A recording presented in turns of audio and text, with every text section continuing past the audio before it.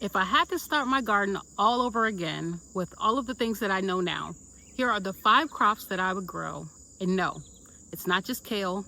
Stick around because the last one may just surprise you.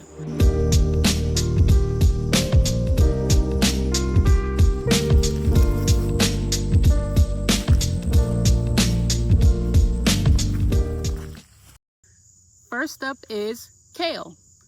Kale is like the poster child of a green and nutrient-dense garden, and it has earned that title. It is packed with vitamin A, vitamin C, vitamin K, calcium, potassium, and anti-inflammatory properties. So it has earned that title, and I'm happy to be growing it. You can grow many different varieties for many different things with different flavors, and that will kind of make it a little bit more exciting.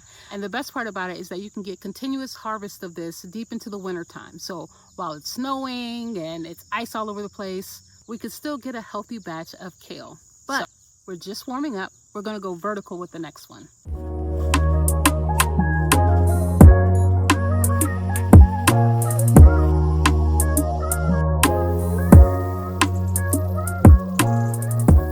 Next up is climbing beans. So this could be your normal pole beans or your yard-long Chinese red noodle bean type. Lots of different varieties you can grow, like Blue Lake or Carminat or Vortex. They're all great to try. But what's most important about these climbing beans is that you can grow so much food in such a small number of square footage. So we're growing high, but we're producing a lot of food that's high in fiber, plant protein, and vitamin A, vitamin C, vitamin K. So you're growing very nutritious food and you're growing a lot of it. All right, so we have 6 square feet on this side, 6 square feet on this side. These are 8x4 beds, and there's a separate plant on the end of each of these beds. So 6 and 6, and within each of these square feet, there are about 9 plants per square foot, roughly speaking, because that's just how I am. But roughly roughly 9 plants per square feet. So if that's 6 times 9, 6 times 9, 54, 108 plants on this trellis. So lots of food. And the best part about the yard-long beans and the Chinese red noodle beans is that as they get overgrown, because you'll probably have too many to eat, as they get overgrown, you can actually use these beans as like a black-eyed pea type of alternative, which I'm not a big fan of black-eyed peas, but I did this last week with these beans and Tim loved it. He said it tasted just like black-eyed peas. So if you do like that, you can do this with these beans and actually just let them get overgrown like this, and then you can just harvest it. It did take me a while to harvest, but these beans are very productive. Very, very productive. Beans also fix nitrogen, so they require very little fertilizer and they actually help your soil out. So that's a very good benefit. They're pretty easy to grow. These are a little overgrown, so I might have to come in and pick out some of these leaves. But we even have these beautiful lima beans, which I guess you can classify this as a climbing bean too. But these are really pretty on the inside. I mean, those are actual lima beans. So I love growing climbing beans. Look at those. Now, if you think this is impressive, wait till you see the squash.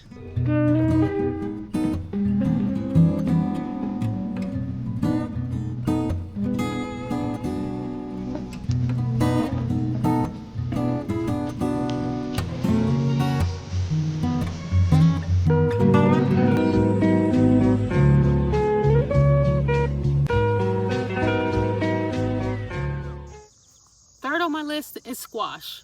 Squash is a heavy producer, and bonus is that it is low calorie. It is nutrient dense with magnesium and potassium and vitamin A and vitamin C. So it's a great addition to the garden. It's also one of the most versatile vegetables that you can grow. You can grow a bush variety, you can grow a climbing trellis variety, you can grow the summer variety that is easy to add to foods by sauteing or other methods. You can also grow the winter variety that you can roast and spiral and use as spaghetti. I mean, you can do a lot with it. So I definitely would say growing squash is a good addition, and it doesn't take long to harvest. So you can usually harvest it within about 60 days or so. So definitely one to add to your list. This is a golden marb scallop squash. And just look how many squashes on this one plant. This is in the in-ground garden. We do have the other squash in the raised bed garden over there, but this one is really producing very well. Here's some zucchini. This one is bouncing back after having a little bit of a tough time in this bed. But they're pretty resilient, and again, if they just get disease, you can rip them out and replant them because they grow so fast. So I tend to have multiple squash in the garden at one time. As you can see, this one is kind of suffering just a tad bit, and so it's slowing down. On this side, we have the yellow crooked neck squash. This one is also pretty good too. As you can see, this one is a smaller plant growing in this raised garden bed. Now, let's talk about flavor and herbs that come back every year.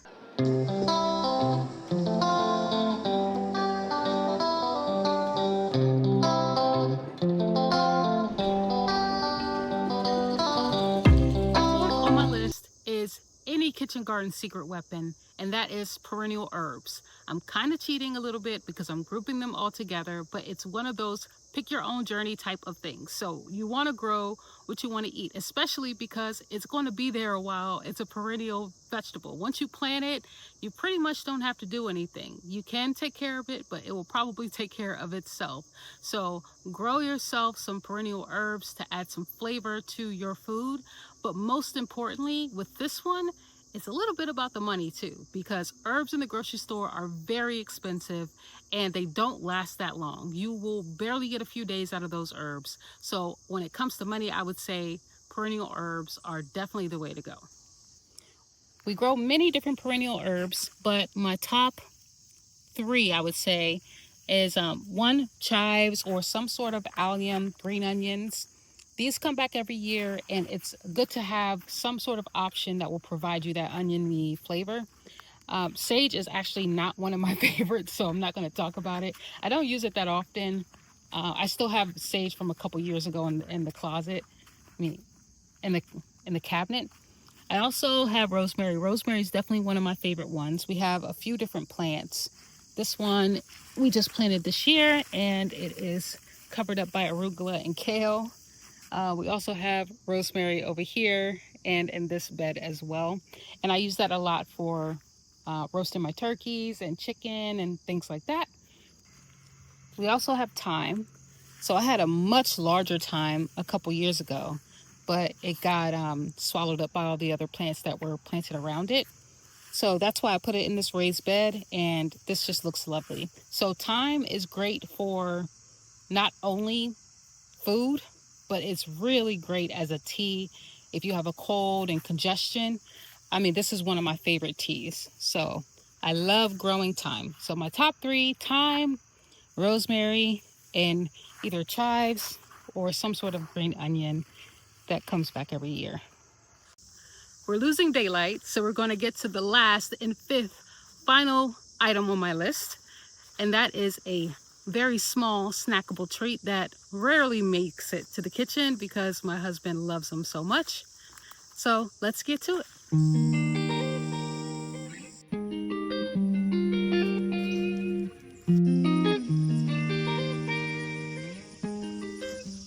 Okay, don't be surprised. Don't be shocked, or actually be surprised. But the fifth vegetable that's on my list is cherry tomatoes. Not regular tomatoes, but cherry tomatoes. The reason why I say cherry tomatoes, even though they're a bit of a nuisance, is it's because they're very easy to grow and they produce a lot, and they produce fairly early, and you can grow them in a small space. And cherry tomatoes to me hold a special place in my heart because I remember 16 years ago when me and my husband were dating and we were broke and we had a cherry tomato plant and we had some herbs and we were able to make a nice beautiful pasta with cherry tomatoes, garlic, and herbs, and it was one of the best memories we had. So I will always grow cherry tomatoes even though I don't really have a choice because they are kind of like weeds, but I will always grow cherry tomatoes because they come in handy, and they come in handy in a real pinch when you just need something to add like a pop of flavor to your dish. So here are the tomatoes that planted themselves, and they plant themselves every year. And we also have like some sun sugar ones down here. So many different varieties. Oh, this one's a little jacked, but many different varieties. I also have some black strawberry ones that I'll show you. Okay, here are the black strawberry varieties. And just look at how pretty these are. And they produce a lot. You get different sweetnesses and textures. You can use them in many different ways. And they have a lot of nutrients. So I don't want to repeat myself with all the vitamins again, but these got lycopene and different antioxidants, and they're hydrating too. So, kale doesn't have a lot of water. Squash, tomatoes have a lot more juice in them. So good to have something in your garden that has some hydration to it. You're probably wondering why I didn't add certain plants to the list, and I'll explain. I tried to stay away from things that were a one-time harvest or took a very long time to harvest. So like sweet potatoes take a very long time to harvest. Potatoes are kind of complicated, and with both of those, with sweet potatoes, the curing process could be a little bit difficult. With potatoes, the storage process could be a little bit difficult if you don't have a root cellar. So I don't want to put things on my list that, even though they're good nutrition and they have a lot of calories, things like that, I don't want to add them to the list if they're going to be too complicated. I want to stick to things that are going to be highly productive and give you continuous harvest, and they will save you money at the grocery store, and they have good nutrition. So that's what I base my list off of. But I would be happy to know what you guys are growing and what you would consider in your top 5 list for a brand new garden if you got a chance to start over, if you wanted to prioritize your nutrition, your health, your wealth, and all of the other things that rhyme with that. So if you want to see everything that we're growing in this garden, click on this video right here and you can see all of the things that are going great and all of the things that are not growing so great. So I hope to see you guys again soon. Bye.